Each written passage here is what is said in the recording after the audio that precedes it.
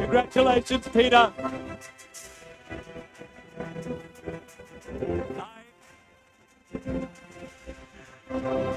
He was chosen from over 10,000 teachers who came from all corners of the globe.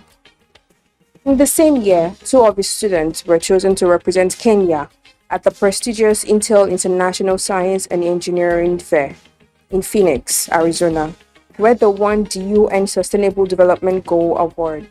Girl-child involvement has increased significantly. His hard work earned him awards and recognition while still believing in the great potentials of Africa's young people. For his sacrifice, believing in his students, and being a worthy model, Peter Tabichi is our icon of the week. As a teacher, I believe that we have the power to really make learning become interesting and interactive, because I believe that every child has a gift, and it's only requires someone to be near them for them to shine.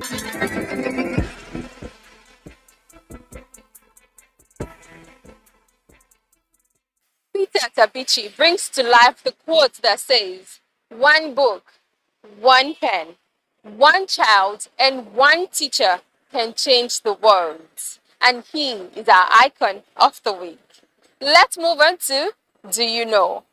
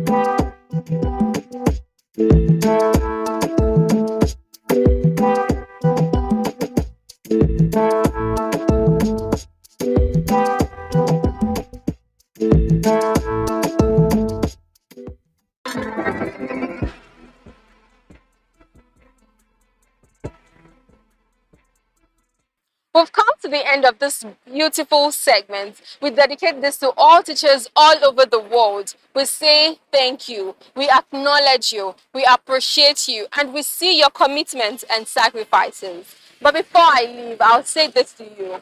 The dream begins with a teacher who believes in you, who pokes and tugs you and pushes you to your next plateau, and sometimes pokes you with a sharp stick called truth. On this note, I'll say bye for now.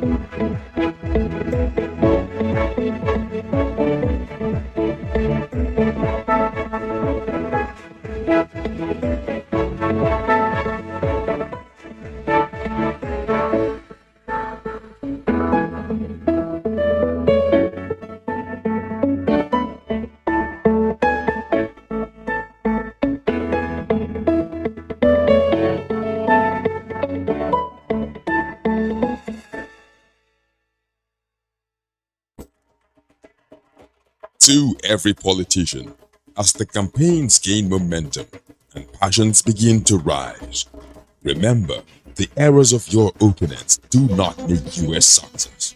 Do not run down your opponent and inflame passions to violence between and among your supporters. What counts is what you plan to do for the electorate and how you intend to relieve the sufferings and bring succor. Nigeria is in dire need of patriotic leaders at all levels, leaders who will make national development their priority. Concentrate on telling the electorate what you intend to do when you get into office. Focus on making your vision clear to the electorate. Don't engage in verbal abuses, fake news or speeches. Keep dealing with issues that will bring progress. You win the hearts and minds of the people by being above board, by being civil, patriotic, and showing empathy. Let's join hands to make the 2023 elections peaceful. A message from the National Orientation Agency.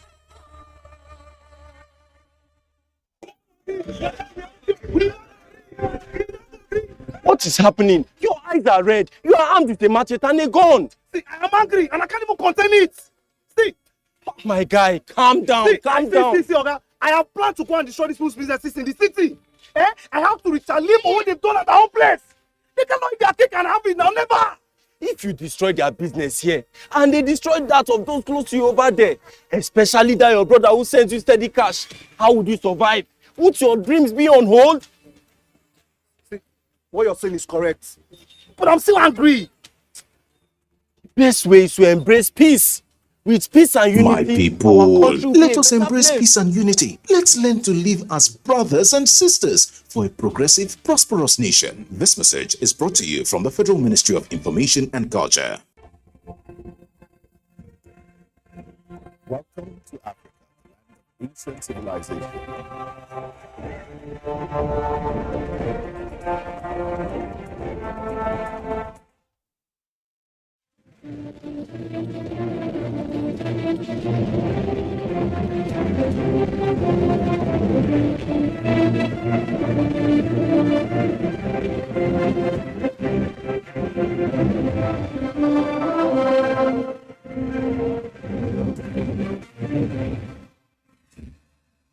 Hello, welcome to News on NTA International. I'm Nancy Godi-Angonihu. First, the headlines. This is the summary of the stories trending on the hour. British Prime Minister Liz Truss has resigned. Her resignation comes after just 45 days in office, making her the shortest serving PM in British history. UK Conservative Party to hold a leadership election within a week. Vice President Yemi Osinbajo has described the current global energy transition as an opportunity for the preservation of the earth and a vehicle for unlocking the development potential and livelihoods of millions of people, especially those in developing countries. This was when he spoke virtually at the 2022 Standard Bank Climate Summit themed Africa's Path to Carbon Neutrality. The Vice President focused on how to manage the energy transition to net zero and the context of Africa's unique challenges, such as energy poverty. He said the global community must account for diverse realities and accommodate various pathways to net zero, particularly for African nations which need financial and technical support to develop. The Comptroller of Nigeria Customs Service, Colonel Hamid Ali, says reforms in the organization have enhanced productivity. Speaking at the 54th session of the State House briefing, he said he has relatively performed creditably in the mandates given to him by the President, which include reform, restructuring, and expansion of revenue. President Muhammadu Buhari has been nominated as the chairman of the Tinubu-Shettima 2023 Presidential Campaign Council of the All Progressives Congress, APC. In a statement, National Secretary of the party, Senator Iyuola Omisore, the list include the party's national chairman, Abdullahi Adamu, as the deputy chairman, APC presidential candidate Bola Ahmed Tinubu as the deputy chairman too, vice presidential candidate Kashim Shettima as vice chairman, while Plateau State Governor Simon Lalong is the Director General. The Tinubu-Shettima 2023 Presidential Campaign Council has zonal coordinators, state coordinators, advisors, and campaign patrons. Nigerian farmers and their Benin counterparts have appealed to governments of both countries to further strengthen bilateral trade, especially in agribusiness. This is coming as rice farmers from Benin Republic paid a sympathy visit to Nigeria over the losses recorded as a result of the flood, which destroyed over 1 million hectares of rice plantations in the country. The delegation said the aim of the visit is to strengthen the relationship between farmers of both countries.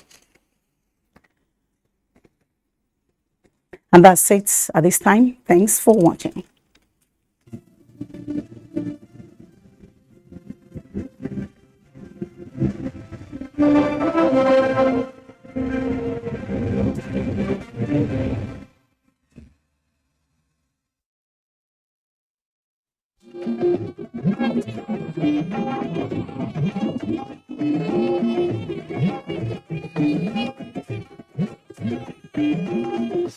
This is the network service of the NTA.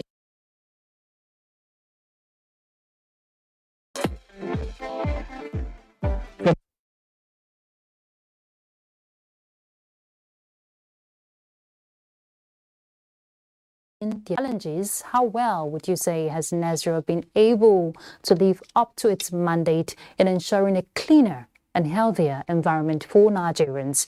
Our focus on platform today is implementing environmental standards and regulations in Nigeria. Our guest is Professor Aliyu Jauro. He is the Director General, National Environmental Standards and Regulations Enforcement Agency, NESRA. Thank you very much for joining us, Prof. It's a pleasure to be here with you. All right, so we'll just take you through a bit of Prof's profile, not too much. But when it comes to expertise for the environment, he's got that. Professor Aliyu Jauro is a professor of industrial chemistry. Now, he served at the University of Abubakar Tafawa Balewa University at the Department of Industrial Chemistry. That's in Bauchi. He holds a B.Tech honors in Industrial Chemistry, MSc in Chemistry, and PhD in Industrial Chemistry from the same Abubakar Tafawa Balewa University. That was in 2007. He's a fellow of the Chemical Society of Nigeria, as well as member Institute of Chartered Chemists of Nigeria. He was appointed in 2019, if I'm correct. Yes. Okay, as the Director General for NESRA, and he has been at the helm of affairs since that time. Thank you once again, Prof, for joining us on platform. Thank you. All right, you know how we do it on platform. We have our panelists seated already, and it's our environmental correspondent, Onenge Fine Face, the man with the fine face. Onenge, Thank you for joining us on platform. It's always a pleasure to be on this program. Thank you for having me. So, Prof, Nigeria has a whole lot, in its hands when it comes to regulations, when it comes to enforcement, compliance, going by the rules, monitoring, to ensure that people adhere to certain rules and regulations. Our environment must be clean and healthy, for people and animals to thrive. Sitting at the helm of affairs, from your assessment and going by the global challenges, climate changes and all of that, painting a picture for Nigeria, what would you say is your assessment so far? Have we done well in terms of ensuring that our environment, is in a healthy state? Well, I would not say we have done well. I will not say we have not done well. But as far as we are concerned, we are doing our best. You cannot just solve the problems once and for all. And we know, as you have said, it's a global problem. Yes. So if you take the issue of pollution, a lot of waste is being generated. Nigeria is the most populous country in Africa. Yes. Currently, the population of Nigeria is getting to 220 million. So with the waste generation, if you consider per capita generation per individual now, they will be talking about a generation of about 60 million tons of waste per annum. So taking care of this waste is a huge problem. And presently, I can say we don't have all the infrastructure on ground for taking care of this waste.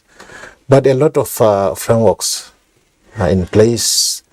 Government have put a lot of policies, and we are trying to implement these policies. We are working together with stakeholders around the globe. And one of the key policies to implement has to do with the extended producer responsibility. Just recently, the federal government of Nigeria added waste as one of the sectors under NDC, which is intended to use in order to cut down the emission of the greenhouse gases, more especially the carbon dioxide. So EPR is a key component, that is the extended producer responsibility. And NESRIA is the agency that is implementing this policy of EPR, and we have established a lot of PROs working together with the relevant sectors. For instance, when you talk about the plastic waste, so we are working with the food and beverage industries. So they have set off the PRO that they call Food and Beverages Recycling Alliance. Okay. Likewise, we have problem of e-waste. They have also established their PRO, the EPRON, and we have the battery waste. And likewise, if you look at issue of the global warming in totality, is as a result of these emissions I have said. So we have programs in the pipeline that we intend to launch in order to cut emissions coming from both stationary and mobile sources, that is the vehicular emission and the generator emission. Likewise, in terms of biodiversity conservation, we are doing our best. We are working with relevant stakeholders to ensure that we conserve our biodiversity and all other environmental issues. We are doing our best to see that we solve these problems. And just recently, you gave the president a thumbs up for his speech at the just concluded UN and General Assembly, considering the fact that Nigeria is committed, to play a major role when it comes to mitigating effects of climate change. When we want to paint a picture for Nigeria, it's a global issue when we're talking climate change and waste management and all of that. But for us as a nation, it's a very Herculean task, especially for your agency. When you have to enforce, your extant laws, when you have to go and ensure that people comply, talking about facilities, and individuals, because you were mentioning some of the policies that are already in place to ensure. How challenging is it? Because when we're a country of about 200 million population, and when you want to put a ratio to your workforce, and you talked about the challenge of infrastructure, how challenging is that? Quite okay. There are a lot of challenges. Yes. There is inadequate manpower manpower, there was an embargo to do with recruitment, and you don't just recruit in one day. The government does it in phases. So you seek for approval, you recruit, and after sometimes you will be given approval.